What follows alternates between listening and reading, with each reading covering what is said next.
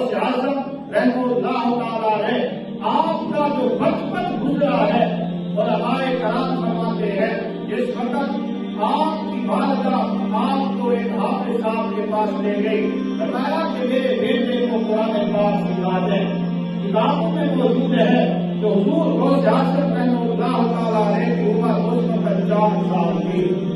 جب وہ اس دور کے قاری کے سامنے بیٹھ گئے تو قاری صاحب بتانے لگے کہ عبد القادر پڑھو بسم اللہ الرحمن الرحیم۔ آپ نے بسم اللہ شریف پڑھ دیا تو آگے استاد نے پڑھا الحمد للہ رب العالمین۔ ابھی اس نے یہ جملہ پڑھنا تھا، حضور غوث اعظم نے 4 سال کی عمر میں 15 سپارے زبانی سکھا دیے۔ اب استاد بڑا حیران ہے، وہ کہنے لگا کہ بیٹے تو پڑھنے آیا ہے یا پڑھانے آیا ہے؟ بات کیا ہے؟ اتنا خوبصورت قرآن تو نے کہاں سے سیکھا ہے؟